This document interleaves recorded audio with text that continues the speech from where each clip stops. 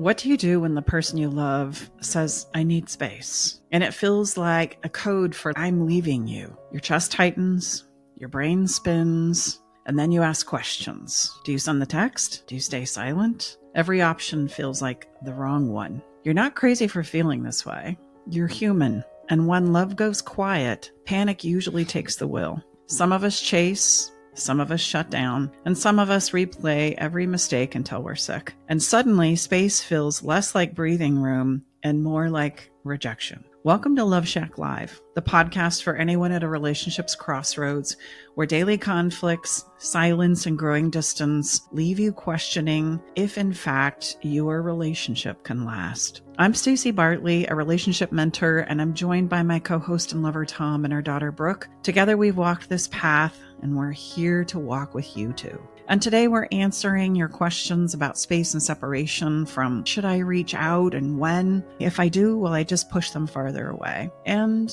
how do I stay anchored when silence is unbearable? So here's the question really that we're going to be exploring at the end of the day. How do you respect your partner's need for space without losing yourself in the process? Stay with us, because by the end of this episode, you'll know exactly where to begin.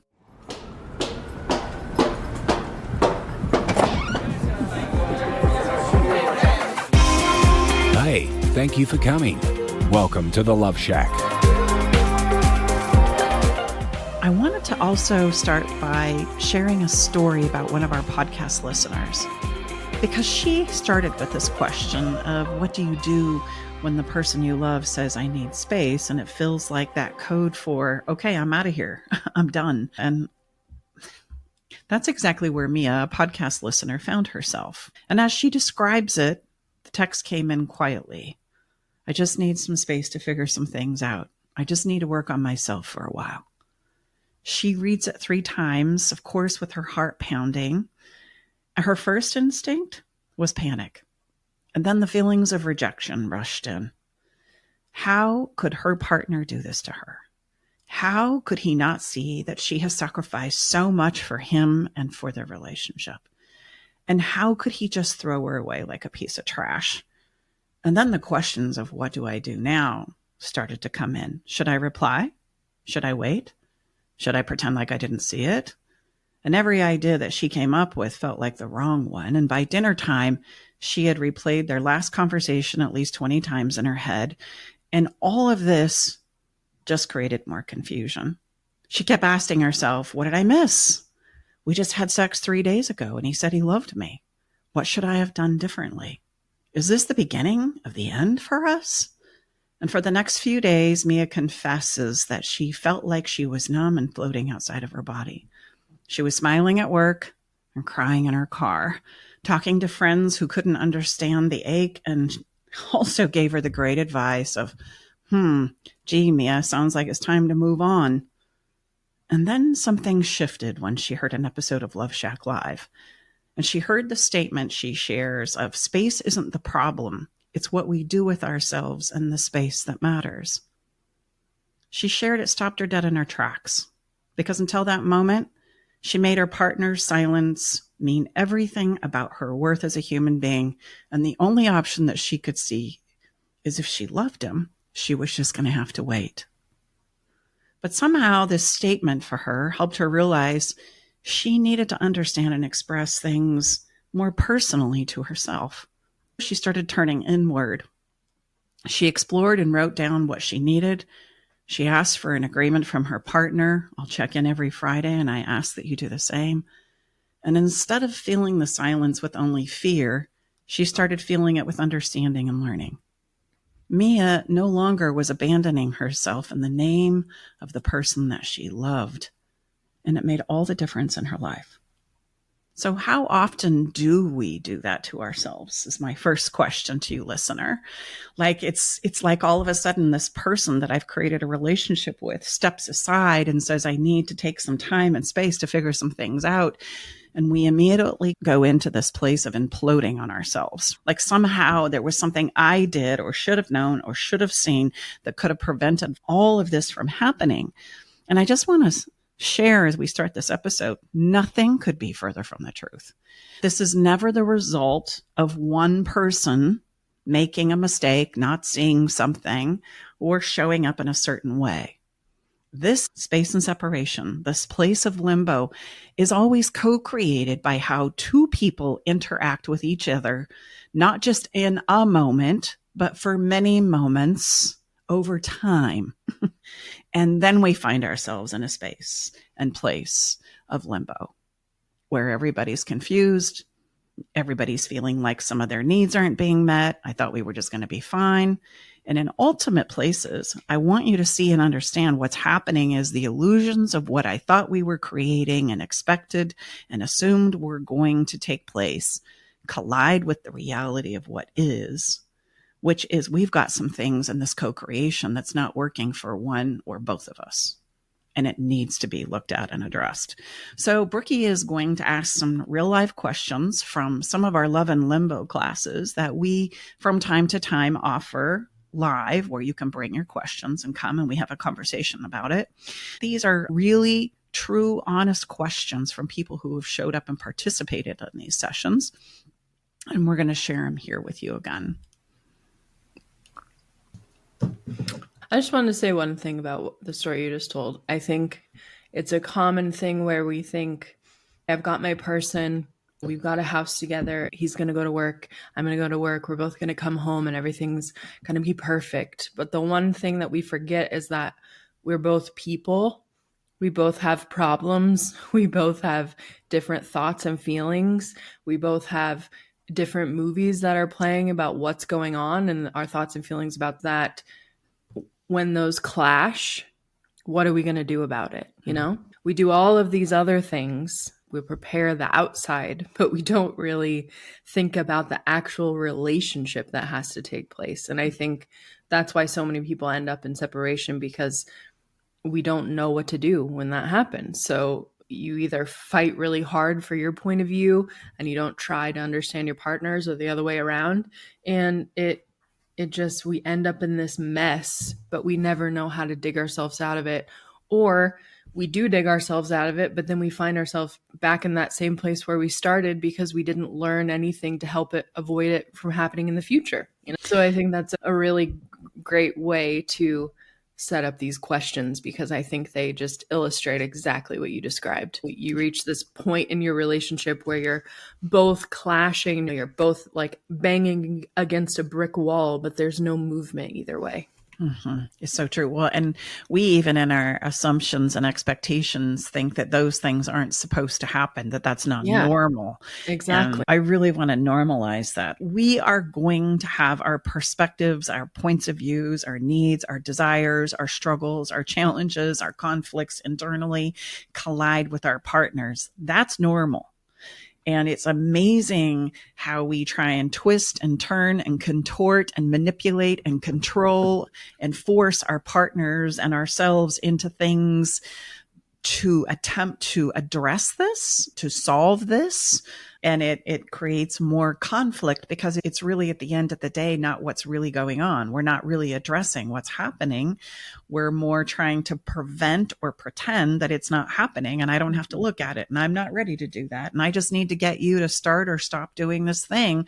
And then I'll tell you what, we're going to be just fine. Well, no, you're not, because you're going to turn around the corner. Even if you do coalesce to twisting yourself into the proverbial pretzel to avoid this round of conflict, there's another one coming around the corner.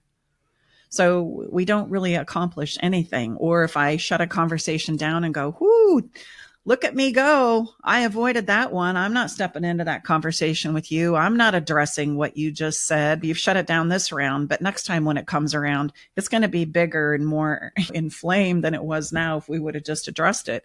And it's amazing when you really sit and think about it, how we reach for and demand that we live in illusion instead of sitting down and looking at things in reality. Like, it's colliding because we are assuming, expecting, insisting, forcing, controlling, avoiding, pretending that this is not happening. And yet it is. And reality will always have its way with us. But it's amazing how we'll protect the illusion of what is And we'll sacrifice our health, our wealth, our mental stability, our children, everything we've created. We'll sacrifice it all to maintain that elusive quality of not having to address or deal with the reality of what really is. It's a hard place for us as human beings. Yeah. All right. The first question is, my boyfriend recently requested a break to reflect on how our relationship is going, and I feel blindsided. Should I reach out, or will that push them further away? Commonly, that needs to be a question that's asked to them. How can I support you with this? How would you like this to play out? Is it okay if I connect with you daily and check in, or weekly? Or do you just need a few days? And if so, a few days, how many? Like, this needs to be a conversation. There's no pat answer for this. And there won't be one for all of us. That each relationship and each human in those relationships is very unique. So we need to approach it that way. What one person may or may not need or want might be different for someone else. But the least we can do is open up the conversation and create an agreement around, when are we going to connect? How would you like me to interact? What are you needing from me? Here's what I need from you. And that door ultimately needs to go both ways. Okay, I'm going to play devil's advocate, because we hear this is one of the most frequently asked questions that we hear. So great question. Usually the person being asked, the one that has requested space, whichever partner that is, I have no idea. I just need space. So how do we address that? Then I would say... Wait, let me add in a caveat, Mom, too, because I want you to combine mine and Dad's questions. I think most people, especially younger couples in this situation, think that every single text is just the most important thing they could ever send, because they know if they make one mistake, their partner is going to say it's over. So there's that kind of pressure that they feel like even asking if it's okay if I text you could potentially make their partner break up with them, even though you're saying that they should do that. So if their partner says, I don't know, then if they're feeling that way inside, like, oh God, I don't know if I can ask another question after that. Like, okay, if you don't know, what's your best guess? Or if you don't know, can I come around again next week and ask you? Like, how do you navigate that really intense pressure, and with a partner who's maybe not as communicative? I'm going to invite us to sit in that scenario for a minute. Like, it's a scenario where, how do you feel emotionally? Like just check in. Let's play along here for a minute. If Anxious. Yes. What else? Like apprehensive, like all the stress of the relationship is on your shoulders. Mm-hmm. Well, I got to really get this right, because like Brooke shared, if I don't get this right, they've asked for space. Now I'm like really aggravating them. So like, okay, no contact. Or how about if the person asking for space is like, look, no contact for 30 days. Hard line. Well, okay, we can talk about that one, but you're stacking on it a little bit. But initially, like, just think about what's happening here. I don't know what to do. I don't want to do the wrong thing. I feel anxious. I feel all the pressure, but I'm really rendered powerless. No question. Okay. I'm completely powerless in the scenario. And you have no way to get more information because you're just making it all up in your own head. Correct. Any relationship that I feel powerless in is not going to be a relationship that lasts long term anyway, because that's just a principle. And here's the thing. We have to look at, am I being forced to be powerless, or am I making it up that that's how I have to be in order to be in a relationship with somebody? Because very often, more common than not, we render ourselves powerless, thinking that that's going to be the act of love, kindness, thoughtfulness, compassion, the contribution into the relationship, that if I just make them happy at the expense of myself and don't do it wrong, then surely I'm going to be loved, I'm going to be accepted, I'm going to be appreciated, adored, all the things that we long for as a human being. And then we find ourselves in a place like this, where I am now rendered more powerless than ever because I have no effect on what we're going to do. I can't figure this out. And what I'm going to start to live in is what I call a horror flick of my own making. because I will not allow myself to have a voice in this relationship. So the first thing I'm going to ask you to ponder, if this applies to you, is where in your relationship with this person have you rendered yourself powerless? And why have you done that? What did you think you were going to get out of it? Where did you think it was going to take you? And now, what do you want to do with it? Because this space and place of limbo is a wake-up call where what we have been doing collides with somebody finally throwing the flag and saying, I got to think about this. I'm not okay here in lots of places and spaces. And when you start to think about, and now we're going to approach this from a place of powerlessness, well, that's going to create more of a problem than it's going to solve, because you're going to write yourself right out of this relationship with no voice at all.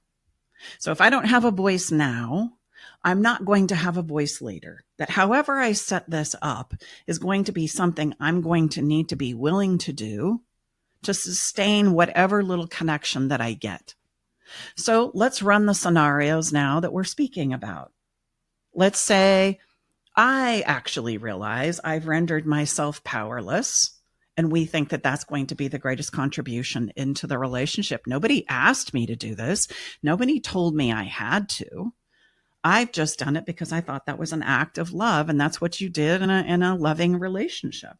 And I all of a sudden speak up, and I all of a sudden start voicing something. Very honestly, what commonly happens is often the person is leaving because there was nothing for them to connect to in the first place, because you were powerless. And so I've been the person in the relationship on my own choice and volition. And sometimes we don't realize this, but by my own choice. Nobody told me I had to. Nobody has forced me. That's the way we can see this. I made it up that in romantic relationships, if I please or serve my partner, then we're going to do great. And I'm going to get all the things that I want. Okay. So we often think that that's going to be the thing that takes us to the promised land.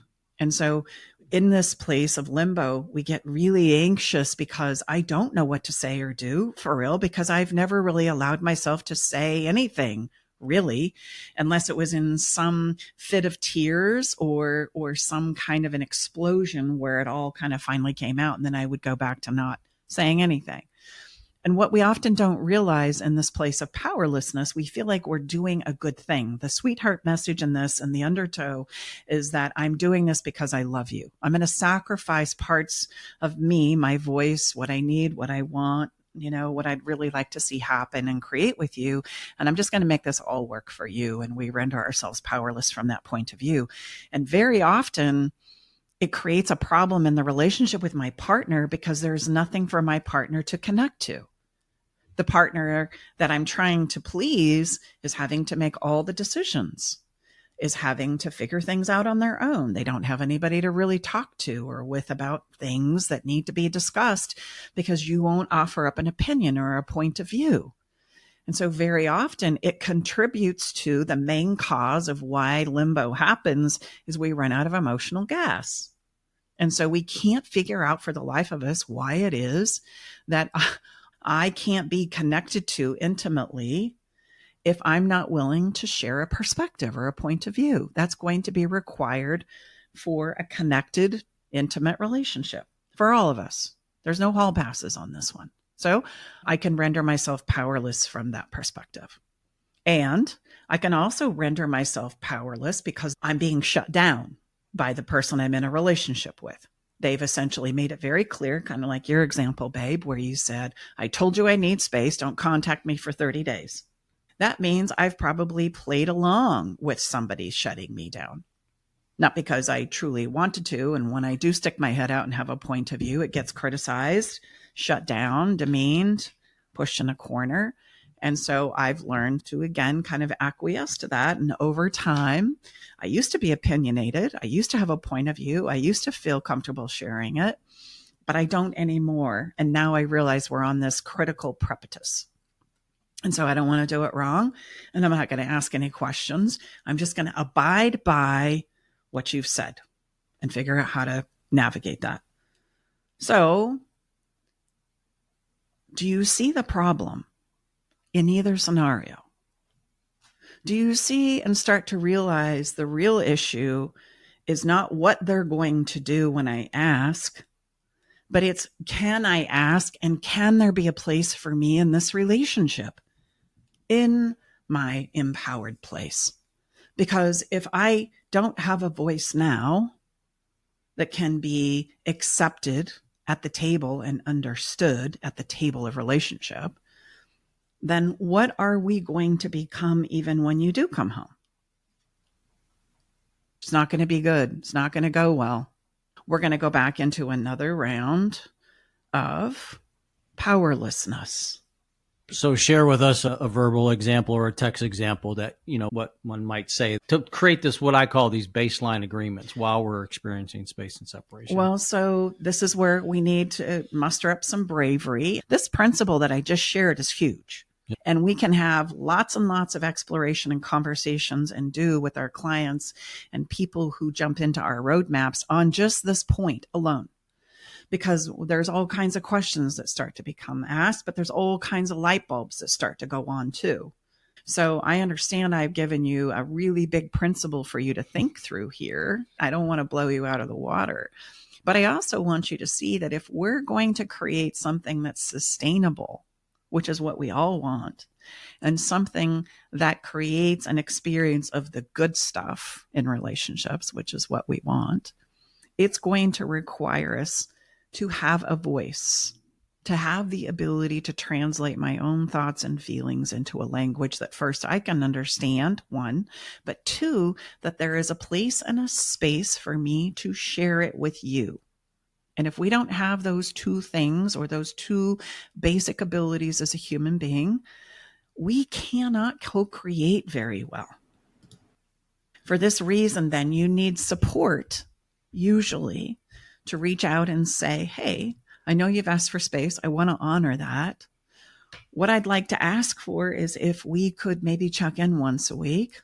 I'll check in with you on Fridays, and I ask that you do the same. Is that something you'd be willing to do? And see what happens, because it's going to tell you a lot about the us part of our relationship. And you're going to have to be brave to do it. But let's say you were the one that shut yourself down in powerlessness. They're going to go, oh my gosh, that's incredible. Thank you so much.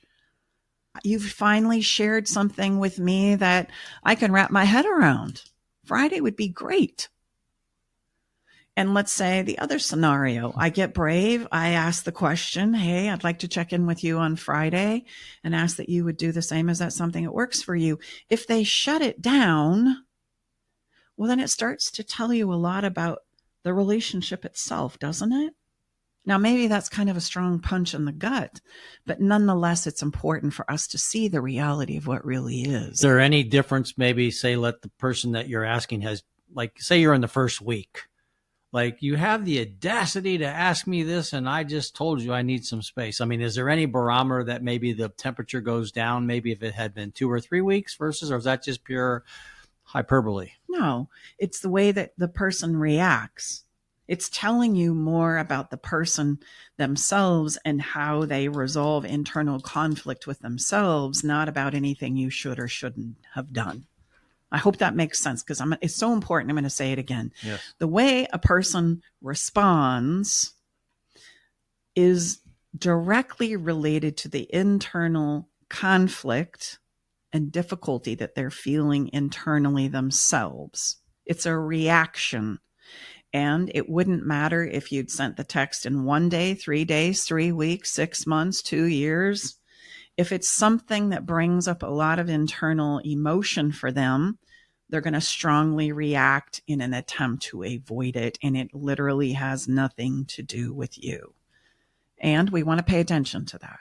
We really want to pay attention to that, because if there's no place for me to even ask a question or have a conversation to explore how are we going to navigate this, well, then what is really here other than the old familiar relationship that we are all comfortable in, kind of?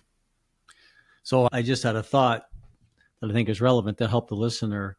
So thinking that maybe we asked too early, the place of space, we're looking at the symptom rather than the true root cause. Correct? Because that would be said another way. So this is important. Rather than we think the symptoms, once we get these symptoms figured out, we're going to be good. No, the symptoms aren't the issue. It's the true root cause. No different than it is when we have a medical challenge. Oftentimes we have a symptom, but there is a much deeper root cause that's propagating that symptom. You rendering yourself powerless will never work. And I know I don't say never very often, but in this particular case, in a co-creation, in a healthy relationship, us rendering ourselves powerless in any scenario will not go well. Now, that doesn't mean I kick up conflict and I turn into an asshole. I'm saying we must be able to ask questions. We must have a space to be able to share our point of view and our perspective. And if somebody reacts negatively to that, it is telling you that what you're asking for or what you're bringing up is something that makes them uncomfortable. It doesn't mean you shouldn't have done it or brought it up or said it. Okay. It means that they are articulating in their body language and acting out that they're uncomfortable with this, and they need to learn how to use their words instead of just take it out on you. That's really the issue, but we're kind of jumping ahead. The answer to the question is you don't want to render yourself powerless. And we can do that internally ourselves. I can render my own self powerless with no help from others. And I can also find myself in a situation where people cope by causing me to feel like I'm powerless. Both are going to be a complication in the relationship that needs to be resolved in order for us to transform, creating this into a better 2.0 or 3.0. I was just going to say, this was a very in-depth answer, and I want people to see that how harmful it is when we have black and white thinking in our relationships, because all of what Mom 2 just said would have been missed if you were thinking just like we have so many comments on our posts and stuff like, well, if they want space, it's over. Like that's black and white thinking. So just immediately saying the reason why my partner asks for space is because they're having an affair or because they already know they want it to be done with me. Well, no, that explanation Mom 2 gave about maybe you rendered yourself powerless. So your partner is like, I don't have anything to connect to in this relationship. Maybe me taking some space will allow them to see themselves a little more clear. That could never be even discovered or like thought of if your first thought is to go directly to black and white thinking. There's so much in the gray, there's so much nuance, there's so much meat that is there for you to explore if you allow yourself to. But that all gets taken out the window the second most people approach these situations, because we do it with, well, that means this and it's over. Well, great point, Brooke. I would just stack on that to you, listener. I mean, if you're in this place, and God love you, we understand. It's why we're so passionate to serve and help you. The length of time that Staci just shared on this one question that Brooke had, I'm not sure we're going to get through. This is going to be a 2-part series, by the way. But my more important point here is just think about all that you're navigating outside of just this one, or in addition to, better said. So meaning like, it's not really fair for you. I'm not saying this because this is what we do. I'm just trying with great love and respect to ask you to take a look at what you're trying to navigate by yourself.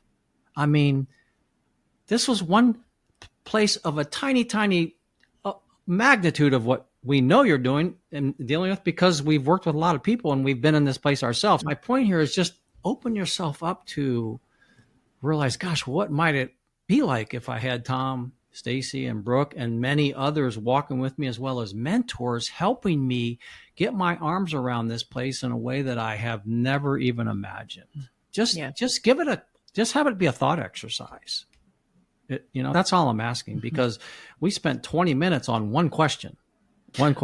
Well, I think relationships are our greatest teachers. And oh my goodness, in that black and white thinking, how we fail to understand the lesson of what it's teaching me, what it's showing me, because we're just so certain we've got it all figured out.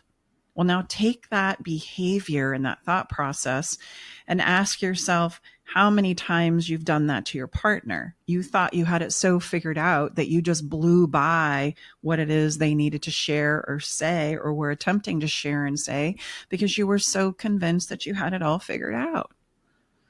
And then how many times have you done that to yourself? How many times have you just blew by something that was really asking for you to slow down and really be with this, and you blew by it because it was something that made you feel uncomfortable or awkward, or there's no way that I would need to, that could be the answer.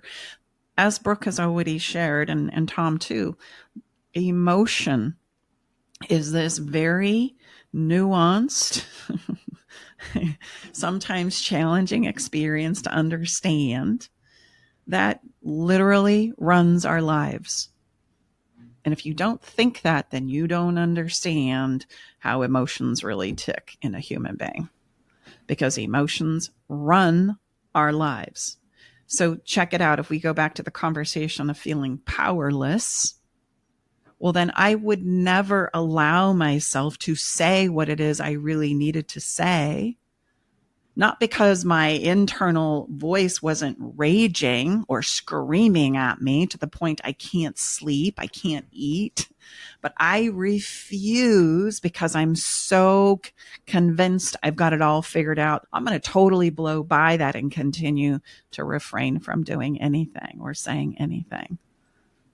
That is how that plays out in our lives. And it won't be until I finally become brave enough to use my voice to say what I need to say and insist that I'm not superior, but I'm also not inferior to have a point of view that deserves to be counted in this relationship. And if it can't be counted, then I know that this is something that I need to look at from a different lens. Is it because you're unwilling, or you just don't know how? And if we can have that conversation, we can actually recreate this in a better way, which is what limbo is asking for in the first place. It's showcasing what it is we do as a co-creation, our interactions, and why it is we are struggling. And it's going to showcase all kinds of great things. I'm actually thinking of a client who came to me convinced that her partner was a bastard, and that he wouldn't do what she would say, and how she had it all figured out. And she just couldn't find a way to convince him to show up for her in a way that she needed. And she had tried and she had exhausted herself in it. And she was thinking she was going to need to move on. And as we started to have this conversation, I was able to help her start to see where actually she was shutting him down by not allowing him to talk. She was coming in hot, thinking that she had all the answers, and was kind of doing that, behavior of, look, I've got this all figured out. And here's the deal. You're going to need to do this and say this and show up this way. And then we're going to all be so happy. And in his refusal to do so, and yet not verbally refusing, but just kind of avoiding the whole situation, she was convinced that he didn't care about her, he didn't love her, he didn't want this relationship. And so I encouraged her to kind of start looking at it from her perspective, where she was shutting him down. And are you asking questions? And are you opening up the conversations instead of jumping in with the answer? Could you just let him speak and try and understand what it is he's saying and ask more questions? And after a couple of weeks of this, she came literally skipping into my office and then threw herself on my couch and said, "Oh my gosh, I'm the asshole. I've been the asshole the whole time." And I says, well, let's not go that far. But now you see it. What a wonderful thing to understand about yourself. And her partner are still together to this day. Like they got married. She is a wonderful advocate for our work, and she's contributed to many of our clients and will continue to do so. But those are the kinds of things that when we feel like we've got it all figured out, we miss in our own behavior, thinking it's all them, when really it might be me. It's definitely a part of me. I have a part to play in this, as we all do.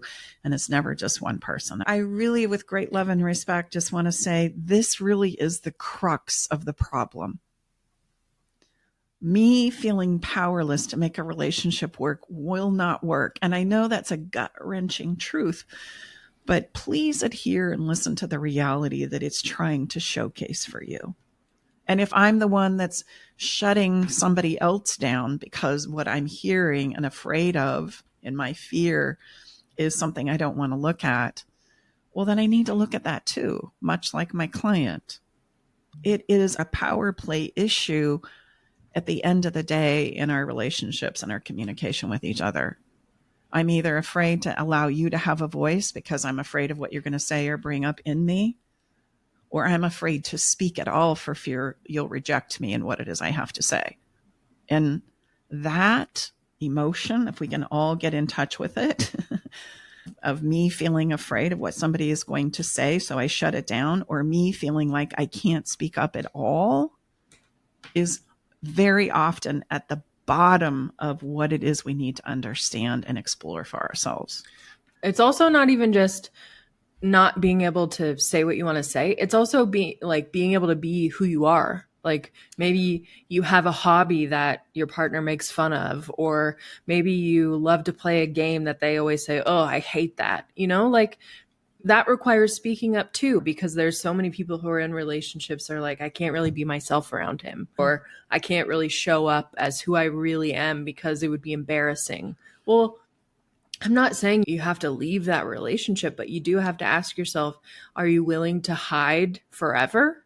Are you willing to pretend to be someone you're not forever? That's something that you need to figure out. Yeah, and I was just going to say real quick, what would you say, babe, in all your years of working with, in our groups and privately and whatever, I think what you just shared is very important. Realize if you're the kind of the dominating one in the relationship, but maybe you don't realize it, or you haven't been in a place to turn and look at that. What would you say? What is the recipe, metaphorically, that you're able to provide, to embody in when you're working with someone or in the group that finally might be able to, like you said, your client, where she was able to finally say, oh my gosh, to have this incredible insight and realization like, oh, maybe I do have a part to play here.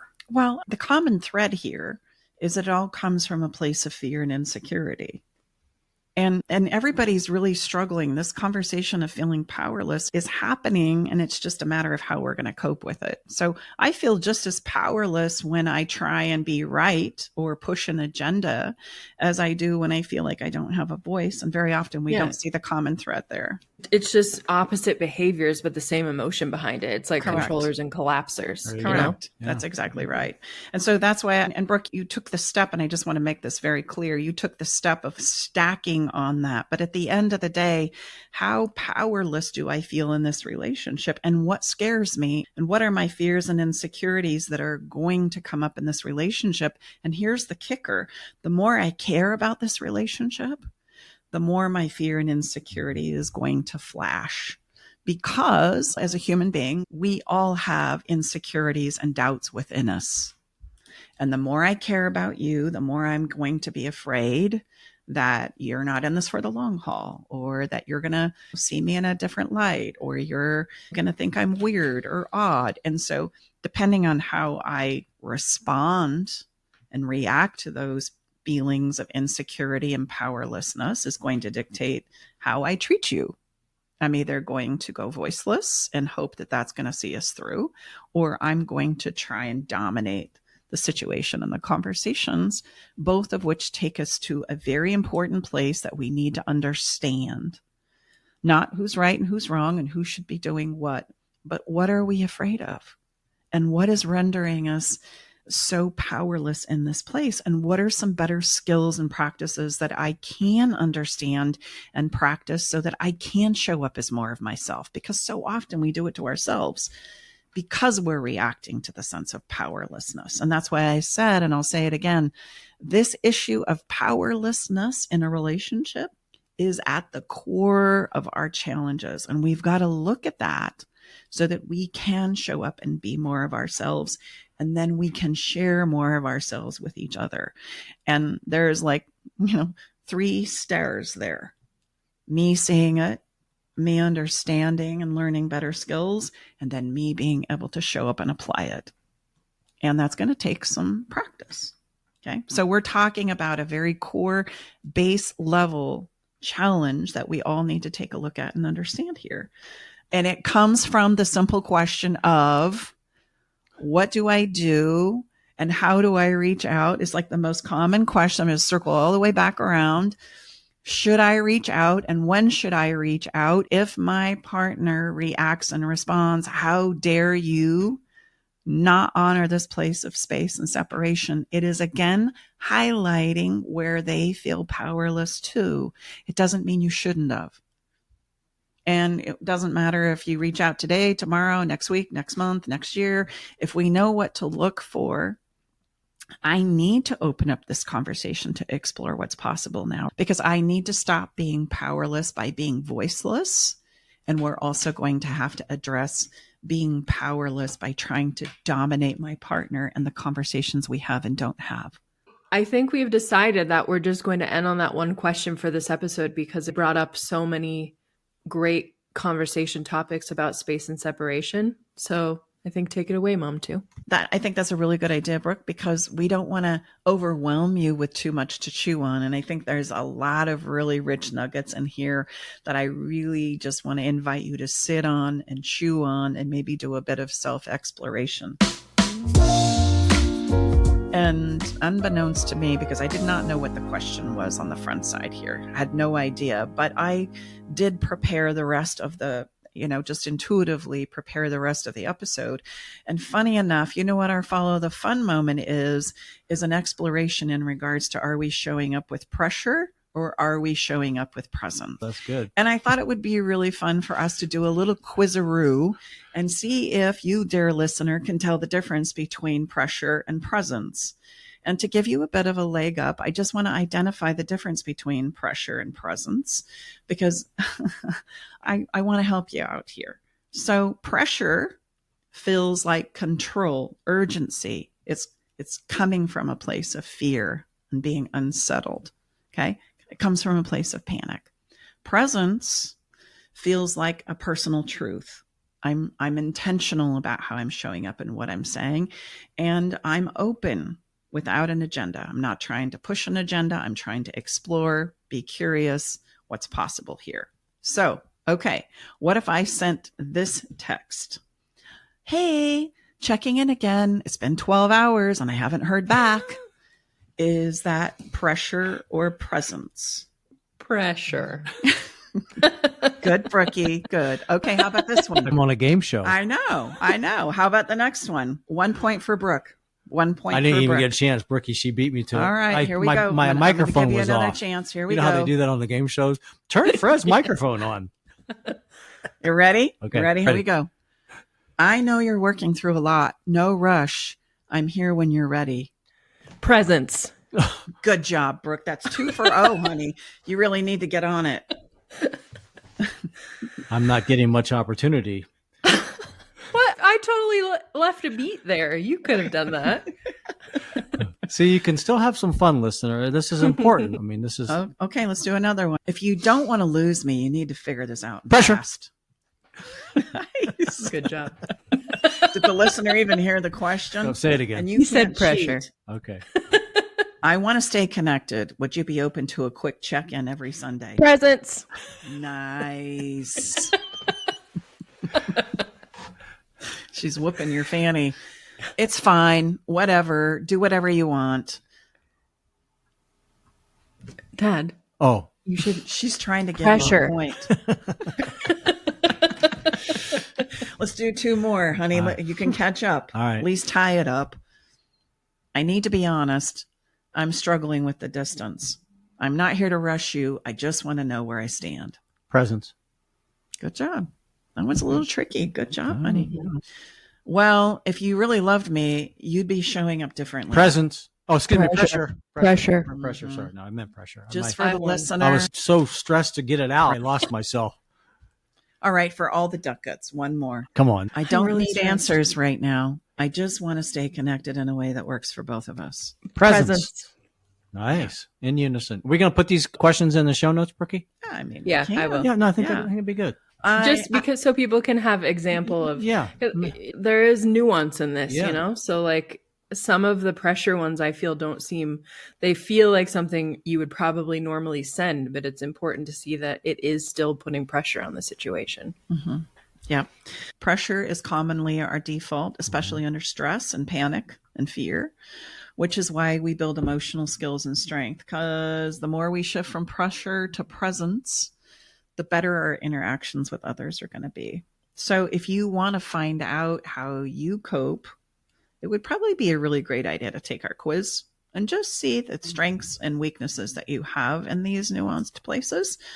And you can do that by going to the link in the show notes. Perfect. Hey, and here's our song for this episode. We choose a song for each and every episode that we do.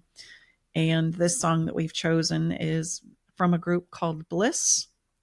And the name of the song is Right Here. Staci usually chooses a song, and I was listening to this one, and I called Staci into my office. I said, honey, I believe this is the song for this week. And she said, oh man, that's really good. Yeah. What do they continually say? What goes around comes around, goes around. Right. And the thing that I really took away from this song and the nuances is that, we can play our part and do play our part.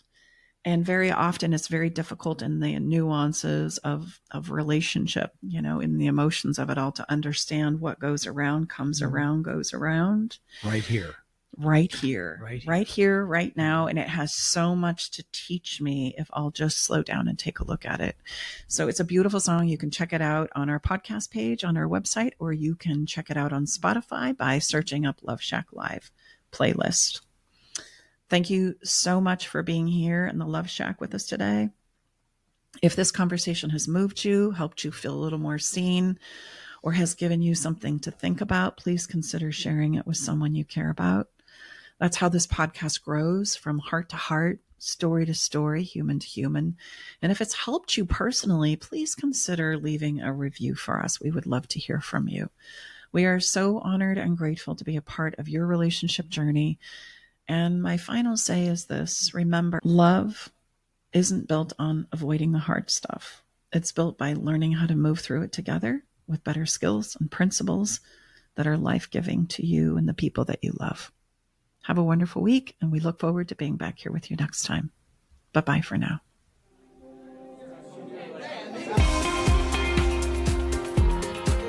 All right, it's time to leave the Love Shack. But before we part ways, we want you to know our door is always open, and we'll leave the porch light on, ready to welcome you back whenever you need a dose of relationship wisdom. For more resources and tools, visit us at loveshacklive.com to dive deeper into the topics we've explored and find additional support for your relationship journey. Stay connected by subscribing to our podcast. Thank you for being part of our Love Shack Live community.